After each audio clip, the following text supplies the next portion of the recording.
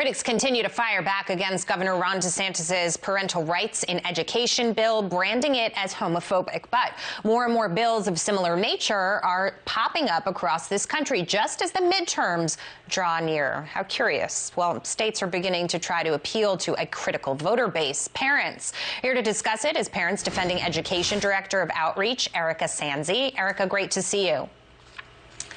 Great to see you. Thanks for having me. Let's start with New Jersey, because New Jersey faced some serious backlash over these reports that the states wanted to require second graders to learn about gender identity this fall. I want you to listen to what New Jersey Congressman Jeff Van Drew had to say about that.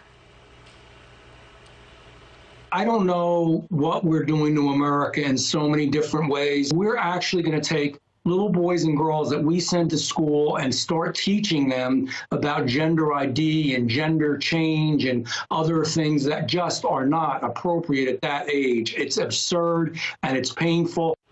Okay, so then you've got New Jersey Governor Phil Murphy responding to the criticism, saying the following, quote, "Unfortunately, our learning standards have been intentionally misrepresented by some politicians seeking to divide and score political points. At the same time, we have seen a handful of sample lesson plans being circulated that have not been adopted in our school districts and do not accurately reflect the spirit of the standards. Any proposed educational content that is not age appropriate should be immediately revised by local officials." That sounds, Erika, like an about face to me.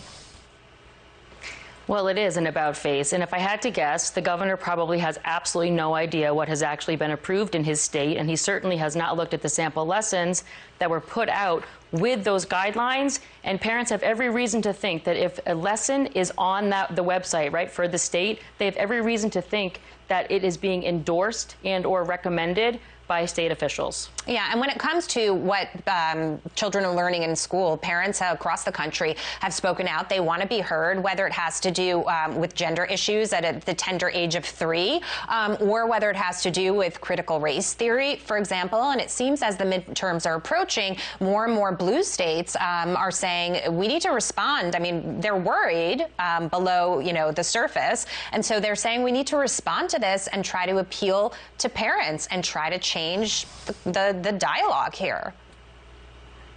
Yeah, they've underestimated parents. I don't really think a lot of people really understand what is happening across the country. This is totally bipartisan. It cuts across every racial background, socioeconomic class, political affiliation.